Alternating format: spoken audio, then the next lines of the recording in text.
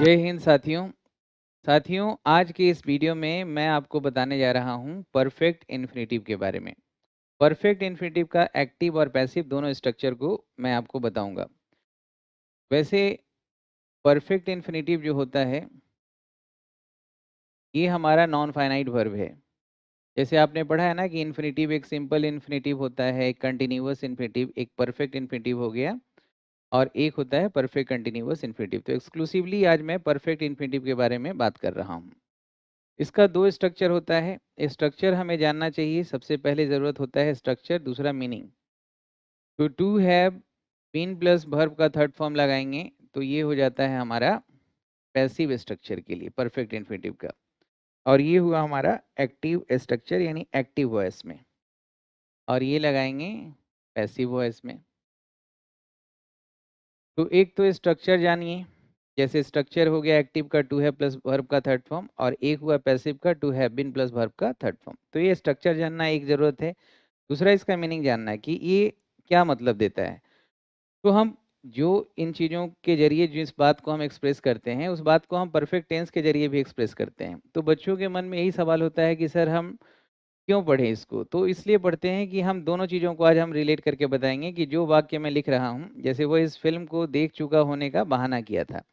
अब इस वाक्य को मैं टेंस के जरिए भी कह सकता हूँ और इस वाक्य को मैं परफेक्ट इन्फिनेटिव यानी नॉन फाइनाइट वर्ब के जरिए कह सकता हूँ। फर्क बस इतना आता है कि जब हम टेंस के जरिए इस बात को एक्सप्रेस करते हैं तो हमें लार्ज सेंटेंसेज यानी कि कॉम्प्लेक्स या कंपाउंड या कॉम्प्लेक्स कंपाउंड सेंटेंसेज स्ट्रक्चर के अनुसार जब हम बांटते हैं सेंटेंसेज को, तो जो बड़े सेंटेंसेज होते हैं जिसमें 2 3 4 5 6 7 8 10 क्लाउजेज हो जाते हैं उसको हम कॉम्प्लेक्स या कंपाउंड सेंटेंस कहते हैं। ये कंजंक्शन के ऊपर डिपेंड करता है। तो जब हम इसके जरिए बताते हैं नॉन फाइनाइट वर्ब के जरिए, तो हमारा जो एक्सप्रेशन है बहुत ही संक्षिप्त प्रिसाइज हो जाता है और हम उस बात को कह सकते हैं। तो इसलिए हम इसको देखेंगे। आज हम देखेंगे कि कैसे इस इनको हम टेंस के में अगर एक्सप्रेस करते हैं इसी वाक्य को तो कैसे करेंगे, और अगर हम परफेक्ट इन्फिनेटिव के जरिए एक्सप्रेस करते हैं यानी नॉन फाइनाइट के जरिए तो हम कैसे इसको हम शॉर्ट में बोल सकते हैं। यही मुख्य विषय होता है, इनको पढ़ने का मेन पॉइंट होता है। तो स्ट्रक्चर और मीनिंग। मीनिंग आपको पता है कि परफेक्ट लग गया। तो कोई भी इन्फिनेटिव का नॉन फाइनाइट वर्ब जो होते हैं उसका अपना तो वर्ब भी नहीं, अपना ना टाइम होता है यानी कि ना अपना टेंस होता है और ना ही अपना सब्जेक्ट होता है। जो मेन वर्ब का टाइम है या टेंस है वही इसका टाइम टेंस माना जाएगा, और उसका जो सब्जेक्ट है उसी को से इसको रिलेट करके देखना है कि एक्टिव लगाना है कि पैसिव लगाना है। देखना तो हमें बहुत सारे पॉइंट्स को पड़ता है, लेकिन मुख्य रूप से जो देखना है वो देखना है कि स्ट्रक्चर और उसका मीनिंग, फिर देखना है कि कब और क्यों यूज करें। लेकिन ये दो बातों को ध्यान रखेंगे, स्ट्रक्चर और मीनिंग यानी कि सिंटैक्टिक यानी सिंटेक्स, और सिमेंटिकली यानी कि उसका मीनिंग। दोनों चीज़ों को अगर ध्यान देंगे तो बाकी सारी चीज़ें अपने आप समझ में आ जाएगी। जैसे पहला वाक्य को मैंने दोनों हिसाब से आपको समझाना है। वो इस फिल्म को देख चुका होने का बहाना किया था। इससे पहले कि क्लास को आगे बढ़ाएं, Shyam Sharma's classes complete English course के लिए online class, pen drive course, Google drive course सारी किताबों को आपको देता है जो आपके SSC, bank PO, CDS, IELTS, TOEFL, judiciary, state PCS, हर एक सीएपीएफ, सीडीएस हर एग्जाम के लिए बहुत ही उपयोगी है। सारे ग्रामर, वोकेबलरी, रीडिंग, राइटिंग के टॉपिक बहुत अच्छे से कराया जाता है। आप 9599614791 पे कॉल करें और सारा डिटेल्स प्राप्त करें, और गूगल प्ले स्टोर से श्याम शर्मा क्लासेस के ऐप को डाउनलोड करके इस कोर्स को एंजॉय करें। Wish you all the best. तो देखिए, वो इस फिल्म को देख चुका होने का बहाना किया था। हम टेंस के जरिए अगर बनाएं तो आप बहुत आसानी से बना सकते हैं कि वह बहाना किया था, पास्ट में है। He pretended, he pretended that subordinating conjunction है, यहाँ से सबऑर्डिनेट क्लॉज बनेगा नहीं, ये कॉम्प्लेक्स सेंटेंस होने जा रहा है। He pretended that he had seen this movie. ठीक है, तो इसका ये देखिए स्ट्रक्चर देखिए, कंजंक्शन है, सबऑर्डिनेटिंग कंजंक्शन हमेशा सबऑर्डिनेट क्लॉज बनाता है। तो ये सबऑर्डिनेट क्लाउज हुआ, और जहाँ पे सबऑर्डिनेट क्लाउज है और ये हमारा इंडिपेंडेंट मेन क्लाउज हो गया, प्रिंसिपल क्लाउज हो गया, दो क्लाउज मिल गया। दो क्लाउज मतलब दो मेन वर्ब, एक क्लाउज का सेपरेट मेन वर्ब हो गया, इसका सेपरेट मेन वर्ब। तो ये हमारा कॉम्प्लेक्स सेंटेंस हो गया। ठीक है, अब यही कई बार एग्जाम में सीएपीएफ या यूपीएससी या जुडिशियरी या स्टेट पीसीएस के बहुत सारे एग्जाम में दिया होता है, या फिर पीएचएसएल या अलग अलग एग्जाम में आप देखेंगे ये बोलेगा कि इस कॉम्प्लेक्स सेंटेंस को सिंपल सेंटेंस में कन्वर्ट करिए। तो कैसे करेंगे? आपको ज्ञान होना चाहिए नॉन फाइनाइट का। अच्छा, अगर आप अच्छा एक्सप्रेशन करते हैं तो ये बहुत ही ज़रूरी है कि आपको ये नॉन फाइनाइट वर्ब की कॉम्प्लेक्सिटी को आपको समझना होगा। तो उसी को मैं सिंप्लिसिटी के साथ समझाने के लिए मैंने हिंदी वाक्यों का सहारा लिया है, ताकि मैं हर एक बच्चों को अच्छे से इन चीज़ों को समझाऊँ। तो देखिए, इसी को हम ऐसे कह सकते हैं। अच्छा, ये इस वाक्य को जैसे ही प्रिटेंडेड, ऐसे टेंस से आप समझ रहे होंगे कि वह बहाना किया था पास्ट में, लेकिन जब बहाना किया था उसके पहले यह फ़िल्म देख चुका था। अब देखा था, नहीं देखा था, उसने बहाना किया था, यानी कि नहीं देखा था।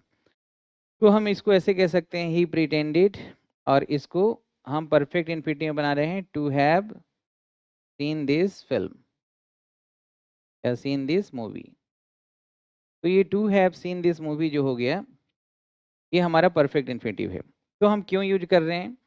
तो परफेक्ट इन्फिनिटिव यानी कि समझते हैं कि एक्शन इसमें जो है वो परफेक्टेड हो चुका है, कंप्लीटेड हो चुका है, यानी कि मूवी देखने का काम हो चुका है। हम इसको रिलेटिवली बताते हैं, रिलेटिव यानी कंपैरेटिवली बताते हैं, रिलेटिवली बताते हैं। किससे? इसके समय से। यानी कि वह जब बहाना बनाया था ना, तो ये मेन वर्ब हो गया। इस मेन वर्ब के अलावा और कोई वर्ब है ही नहीं, तो एक ही वर्ब है, तो ये पूरा सेंटेंस जो हो गया सिंपल सेंटेंस है, क्योंकि नॉन फाइनाइट वर्ब तो मेन वर्ब का दर्जा उसको मिलता नहीं है। तो इसका जो समय है ये पास्ट में है, ये पास्ट में ये घटना हुआ है, और ये जो घटना हुआ है ना, वो इस घटना के भी पहले हुआ है, यानी कि पास्ट ऑफ पास्ट हो गया। जैसे ये पास्ट ऑफ पास्ट हो गया, तो इसी तरह से ये भी हो गया। तो यहाँ पे टू हैव सीन जो है क्या है, ये भी हमें समझना है कि ग्रामेटिकली इसका क्या स्टेटस है। तो समझ गए कि वह बहाना किया था, और वह पहले ही फ़िल्म देख चुका है, इस बात का बहाना किया है। हालाँकि इस वर्ब से पता चल रहा है कि वह फ़िल्म देखा नहीं था, सिर्फ़ बहाना किया था, रियलिटी में नहीं देखा था। तो ये हमारा सिंपल सेंटेंस है। क्यों कह रहे हैं स्ट्रक्चर के अनुसार सिंपल? क्योंकि एक ही मेन वर्ब है, और यहाँ कितने मेन वर्ब हैं? एक मेन वर्ब और ये दूसरा मेन वर्ब, ये हेल्पिंग वर्ब है। तो अगर 5 क्लाउज होंगे तो 5 मेन वर्ब होंगे, सही है? यानी कि 5 सब्जेक्ट, 5 प्रेडिकेट। तो इस तरह से हमने कॉम्प्लेक्स सेंटेंस को सिंपल सेंटेंस में बदल दिया। अब ये आप कहेंगे कि ये वाला जो है क्या है? तो ये जो फ्रेज बना है दोस्तों, ये क्या है? इसको समझने के पहले यहाँ आइए, यहाँ पूछिए।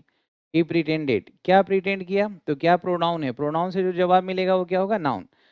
तो वह प्रिटेंड किया, क्यों प्रिटेंड किया? इससे तो जवाब नहीं मिल रहा है। कब प्रिटेंड किया? कैसे प्रिटेंड किया? जवाब नहीं मिल रहा है। जवाब मिल रहा है इससे। तो व्हाट प्रोनाउन है? प्रोनाउन का जो जवाब होगा वो नाउन होगा। तो वह प्रिटेंड किया क्या? कि वह इस फ़िल्म को पहले ही देख चुका था। तो ये अगर दैट से बन रहा है, हमारा नाउन क्लाउज़ हुआ। क्लाउज़ कह रहे हैं, समझ रहे हैं स्ट्रक्चर के अनुसार, और नाउन कह रहे हैं इसके हम जो ग्रामेटिकल फंक्शन है उसके अनुसार, और मीनिंग भी हम बहुत अच्छे से समझ पा रहे हैं इसका। तो अगर ये नाउन क्लाउज़ है तो ये हमारा हो गया नाउन फ्रेज़। तो जो हमारा परफेक्ट इन्फिनिटिव होता है, चाहे तो हमारा नाउन होगा या एडजेक्टिव होगा या एडवर्ब होगा। ये ग्रामेटिकल फंक्शन भी आपको साथ-साथ समझना है। तो देखा, वो इस फ़िल्म को देख चुका होने का बहाना किया था। हम इस तरीके से बना सकते हैं टेंस के ज़रिए या नॉन फाइनाइट वर्ब के ज़रिए। यानी कि चाहे फाइनाइट वर्ब के ज़रिए बनाइए, नॉन फाइनाइट वर्ब के ज़रिए बनाइए। फ़र्क क्या हो गया? इसमें हमें 2 क्लॉज़ेज़ की ज़रूरत पड़ी, या हम एक ही क्लॉज़ में बात को कह दिए। तो ये हम कम शब्दों में अगर अपनी बातों को कहते हैं, तो ये तो आपका कम्युनिकेशन स्किल जो है उसका परफेक्शन है। देखिए दोस्तों, इसको हम दोनों तरीके से बनाएँगे, टेंस से भी और finite verbs non finite verb से भी, परफेक्ट इन्फिनिटिव से भी। इस शहर में मकान प्राप्त कर लेना मेरे लिए एक बड़ी उपलब्धि है। तो अगर हम टेंस के ज़रिए बनाएँ तो ये 2 बातें हैं कि I have got a house in this city, ये एक क्लॉज़ हो गया। दूसरा क्लॉज़ को जोड़ने के लिए हमें कंजंक्शन चाहिए, तो यहाँ कोऑर्डिनेटिंग कंजंक्शन एंड लगाया है। कोऑर्डिनेटिंग कंजंक्शन लगाया है, मतलब ये दोनों क्लॉज़ मिलके इसको हम कंपाउंड सेंटेंस कहेंगे। हमने बताया कि जितने भी लार्ज सेंटेंसेज होंगे, कॉम्प्लेक्स या कंपाउंड, ये कंजंक्शन के नेचर के ऊपर डिपेंड करता है कि उसे हमें कॉम्प्लेक्स बोलें कि कंपाउंड। सबऑर्डिनेटिंग कंजंक्शन से जुड़ के बन रहा है वो सारे कॉम्प्लेक्स हैं, कोऑर्डिनेटिंग से जुड़ रहा है तो वो सारे कंपाउंड हैं। And it is a great achievement for me, ये मेरे लिए एक बहुत बड़ी उपलब्धि है। तो ये कोऑर्डिनेटिंग कंजंक्शन हुआ। यहाँ से एक पूरा एक क्लाउज़ है, क्लाउज़ होने के लिए शर्त है, एक मेन वर्ब होना चाहिए, है ना? और दूसरा क्लाउज़ है, यहाँ पे मेन वर्ब ये है। दो क्लाउज है, कॉम्प्लेक्स कहेंगे कि कोऑर्डिनेटिंग, तो कंजंक्शन को पहचानिए, फैन बॉयज वाला कोऑर्डिनेटिंग है अर्थात ये कंपाउंड है। अब हम कहेंगे कि इसी सेंटेंस को एग्जाम में पूछा जाए कि इसको सिंपल सेंटेंस में बनाइए, तो हमें जरूरत पड़ेगा परफेक्ट इन्फिनिटिव या नॉन फाइनाइट वर्ब जरूरत के हिसाब से। तो अब यहाँ पे देखिए इसको हम ऐसे बनाते हैं। अब ये परफेक्ट इन्फिनिटिव है, नाउन भी है, एडजेक्टिव है, एडवर्ब है, सब्जेक्ट बनेगा, ऑब्जेक्ट बनेगा, तो हम इसको सब्जेक्ट बना के यूज कर रहे हैं कि to have got a house in this city is a great achievement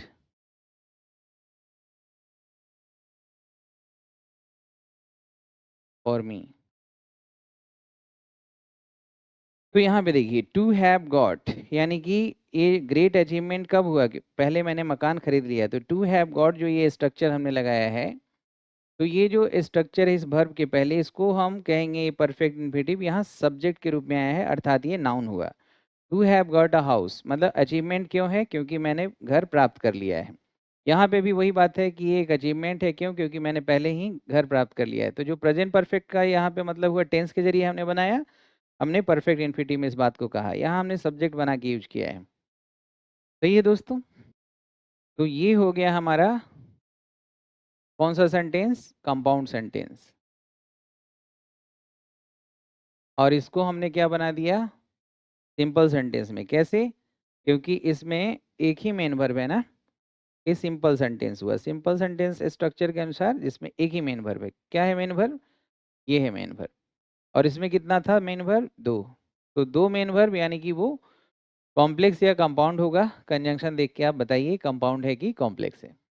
चलिए दोनों तरह से बनाएंगे कि ये कब हमारा नाउन है, एडजेक्टिव है, एडवर्ब है, सब हम देखेंगे। और ये भी देखेंगे कि पढ़ने से फायदा क्या है और इसका मीनिंग क्या है, स्ट्रक्चर में गड़बड़ी हो रहा है कि नहीं।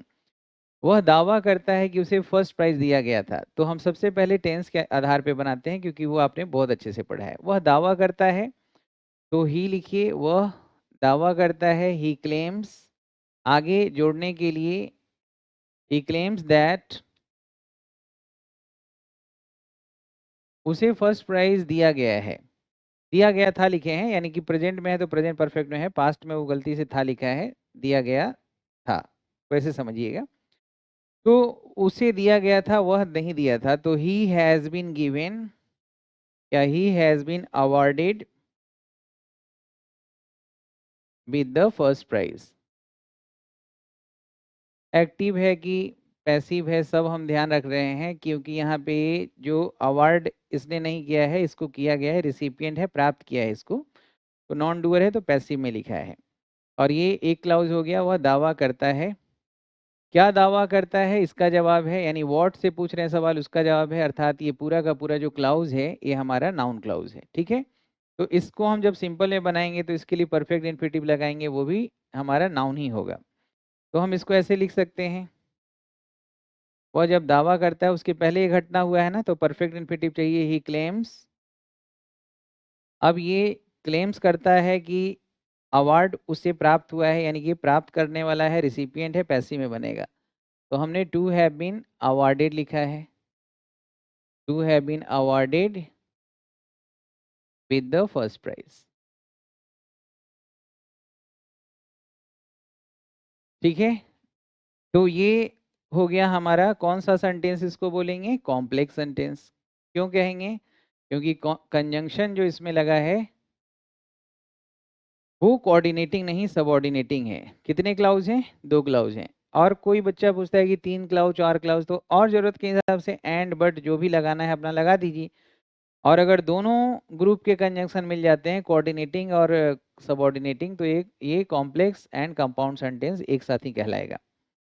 ठीक है, कॉम्प्लेक्स सेंटेंस हुआ। और यहाँ से जो शुरू हो रहा है ये क्लाउज है, ये कौन सा क्लाउज है, ये नाउन क्लाउज है। तो नाउन क्लाउज है, नाउन फ्रेज है या नाउन वर्ड है, काम सब्जेक्ट ऑब्जेक्ट क्या करेगा, तो ये पूरा नाउन क्लाउज जो है ये ऑब्जेक्ट है, किसका, वर्ब का। इस वर्ब का ये पूरा ऑब्जेक्ट कहलाएगा और ये भी वर्ब का ऑब्जेक्ट कहलाएगा। तो ये जो फ्रेज बन रहा है ये नाउन फ्रेज हुआ, ये नाउन क्लाउज हुआ। और ये हमारा परफेक्ट इन्फिनिटिव है स्ट्रक्चर के हिसाब से। मीनिंग समझ रहे हैं कि अवार्ड उसके दावा करने के पहले उसे प्राप्त हुआ है। अब ये चूंकि इस वर्ब का अवार्ड का रिसिपिएंट है तो हमने यहाँ पे बिन लगाया है, बिन नहीं होता तो एक और तरह की गलती हो सकती थी। तो समझना तो कई बातों को है, लेकिन मुख्य रूप से आपको स्ट्रक्चर और उसका मीनिंग ये दोनों साइमल्टेनियसली समझ के ही चीज़ों को एसिमिलेट करना है, आत्मसात करना है। अगला सेंटेंस है दोस्तों, प्रतीत होता है कि तुम्हें परेशान किया गया है। तो पहले टेंस से बनाते हैं, ऐसे लिख सकते हैं, it seems, it sounds, it appears that you have been bothered. You have been bothered passive में बनाया है। कितना क्लाउज हुआ? एक क्लाउज, और यहां से बना दूसरा क्लाउज, दो क्लाउज बना है, यानी कि ये हमारा कंजंक्शन के अनुसार कॉम्प्लेक्स सेंटेंस है। अगर बोला जाए कि इसको सिंपल सेंटेंस में कन्वर्ट करिए तो नॉन फाइनाइट चाहिए ना, तो कैसे करेंगे? हम कह सकते हैं you seem to have been, क्योंकि यू यहाँ रिसिपिएंट है, यू हैव बीन बोदर्ड। अब किसने किया है नहीं लिखा है, नहीं तो लिख देते by him, bye her, bye them, सही है। तो ये हमारा कॉम्प्लेक्स सेंटेंस हुआ, ये सिंपल सेंटेंस। समझ रहे हैं? फायदा समझ में आ रहा है? चलिए इस वाक्य को फिर से टेंस के हिसाब से बना के देखते हैं। मनपसंद जॉब मिल जाना मेरे लिए खुशी की बात है। ठीक है, इसको अगर हम कॉम्प्लेक्स में बनाएं या कंपाउंड में तो फिर कैसे बनेगा? मुझे एक जॉब मिली है, I have got a desirable job, मनपसंद जॉब मुझे मिला है, and it is the matter of bliss, Joy, happiness, और ये खुशी की बात है। ठीक है, it is the matter of happiness for मी। अब इसी वाक्य को देखिए, यहाँ पे I have got a desirable job and से जुड़ रहा है, अर्थात ये कौन सा सेंटेंस हुआ? Compound sentence. कितने क्लाउज हैं इसमें? दो क्लाउज हैं। दो मेन वर्ब हैं? बिल्कुल हैं। अब इसी को सिंपल में बनाना है तो क्या हो जाएगा? इसी को सिंपल में अगर बनाए तो ऐसे लिख सकते हैं, जॉब मिल चुकी है ना, तो टू हैव गॉट, कैसा जॉब मिला है? मनपसंद जॉब मिला है। Desirable job is the matter of happiness for me, ऐसे लिख सकते हैं। भाव स्पष्ट होना चाहिए। तो to have got perfect infinitive है, और ये जो सब्जेक्ट है अर्थात इसको हम नाउन कहेंगे। To have got a desirable job, ये नाउन फ्रेज हुआ, और ये स्ट्रक्चर के हिसाब से परफेक्ट इन्फिनिटिव है। खुशी मिली है क्योंकि जॉब मुझे मिल चुका है। अगर ही टू हैव गॉट जॉब होता की जगह टू गेट सिंपल इन्फिनिटिव लगाते, यानी कि जॉब मिलना अभी मिला नहीं है, मतलब अभी बाकी है। टू हैव गॉट जॉब यानी कि जॉब प्राप्त कर चुके हैं, ये फर्क है।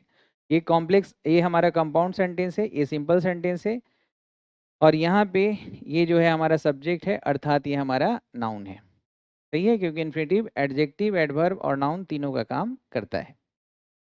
अगला देखिए, प्रतीत होता है बारिश रुक चुकी है। तो हम इसको अगर टेंस के जरिए बनाएं तो ऐसे कह सकते हैं, प्रतीत होता है, it seems that it has stopped raining, it has stopped raining. ठीक है, दो क्लाउज हो गया, सबऑर्डिनेटिंग कंजंक्शन यानी कॉम्प्लेक्स सेंटेंस हो गया।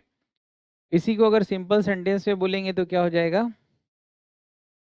द रेन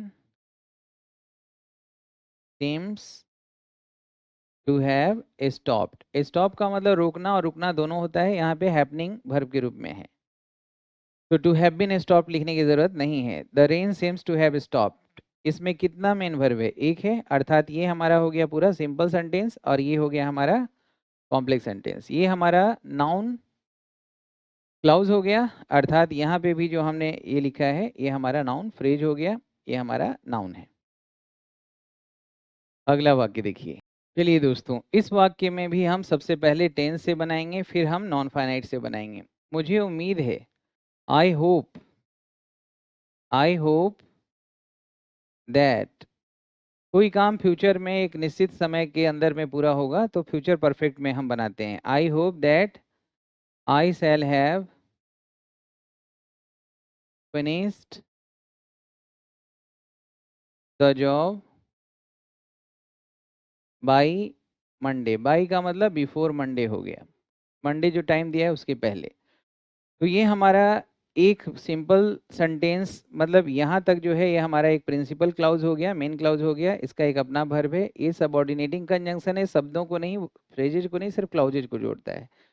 तो ये हमारा एक पूरा क्लाउज हो गया, अर्थात ये हमारा कॉम्प्लेक्स सेंटेंस है। इसको हम सिंपल में बनाएंगे तो कैसे बनाएंगे? I hope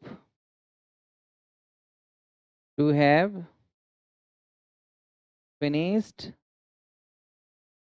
the job by Monday. जैसे ऊपर वाला क्लाउज हमारा नाउन था, वैसे ये भी हमारा नाउन है, होप का ये ऑब्जेक्ट है। तो ये दोस्तों, तो ये हमारा हो गया कॉम्प्लेक्स सेंटेंस और ये हो गया हमारा सिंपल सेंटेंस। तो हम चीज़ों को बहुत ही प्रिसाइजली कम शब्दों में कह सकते हैं, ये हमारे खूबसूरती है नॉन फाइनाइट वर्ब का। उसे डॉक्टर से मिलना चाहिए था। तो दोस्तों, परफेक्ट इन्फिनेटिव का प्रयोग मोडाल्स हेल्पिंग वर्ब के साथ तो करते ही हैं, पास्ट के इमेजिनरी एक्शन को दिखाने के लिए। He should have gone, must have gone, might have, ought to have. तो ये मोडाल्स के जरिए भी हम यूज करते हैं, जिनका कंडीशनल थर्ड में तो भरपूर ही इस्तेमाल होता है। बाकी बहुत सारे वर्ब के बाद रिग्रेट है, रिपेंट है, प्रिटेंड है, क्लेम है, क्राई है, इन सब के साथ हम साथ ही साथ एडजेक्टिव के साथ परफेक्ट इन्फिनेटिव का प्रयोग करते हैं। तो इसमें है उसे डॉक्टर से मिलना चाहिए था। तो अगर जो आपने मोडाल्स में जो मैंने बताया है उसके जरिए आप तुरंत बता सकते हैं कि ही should have consulted the doctor. इसका मतलब है कि मिलना चाहिए था लेकिन वह मिल नहीं पाया। कोई भी वजह हो सकती है जिसकी वजह से वह मिल नहीं पाया। Should have, to have consulted यहाँ है परफेक्ट इन्फिनेटिव है, विदाउट टू आता है मोडाल्स के साथ। Should have, must have consulted, ought to have consulted, ऐसे। तो he should have consulted the doctor, ये बिल्कुल सही है। इसी को अगर हम चाहें तो ऐसे भी बना सकते हैं, ही इज सपोज्ड। सपोज्ड का मतलब ही यहाँ एडवाइस से बाउंड हो जाता है। सपोज टू हैव कंसल्टेड, मतलब ये प्रेजेंट में हम कह रहे हैं कि उसे करना चाहिए और ये था हो गया। To have consulted the doctor, तो दोनों तरीके से हम बोल सकते हैं, या हम कई और तरीके से बोल सकते हैं। It was advisable for him that he consult a doctor, या he should consult a doctor. ये थोड़ा मूड के जरिए हम बोल रहे हैं, वैसे भी एक्सप्रेस कर सकते हैं। भाव गलत नहीं होना चाहिए और ग्रामेटिकली वो चीज़ें एक्सेप्टेबल होनी चाहिए। क्या है दोस्तों, अगला वाक्य है दोस्तों, माना जाता है कि वह अपने स्कूल का तेज धावक था। तो टेंस के जरिए अगर बनाएंगे तो ऐसे बना सकते हैं, माना जाता है, it is considered that he has been, रहा है, a good racer in his school, in his school. ठीक है। तो ये जो है हमारा कॉम्प्लेक्स सेंटेंस है, दो क्लाउज है, दो मेन वर्ब है। अब इसी को अगर हम चाहें कि सिंपल सेंटेंस में बनाएं तो हम यहाँ कह सकते हैं, he is considered to have been, अब से पहले की बात करें, to have been a good racer in his school. तो ये सिंपल सेंटेंस है स्ट्रक्चर के हिसाब से, ये कॉम्प्लेक्स सेंटेंस है, लेकिन दोनों का मीनिंग अलग है, यानी कि दोनों में डिफरेंस है। वो सिंटैक्टिक डिफरेंस है लेकिन सिमेंटिकली दोनों एक है। ठीक है। अगला वाक्य बनाइए। अगला वाक्य है दोस्तों, इसको टेंस के जरिए यानी फाइनाइट वर्ब के सहारे बनाते हैं, कि वह दुखी है दोबारा परीक्षा में असफल होने से। दो बातें हुई है, वह दुखी है, तो अगर लड़की है लड़का है, वह दुखी है, लड़का है तो ही लगाएंगे, ही इज सॉरी। क्यों दुखी है, कारण यहाँ है, यहाँ बिकॉज से बना रहे हैं, अर्थात यहाँ से एडवर्ब क्लाउज बन रहा है।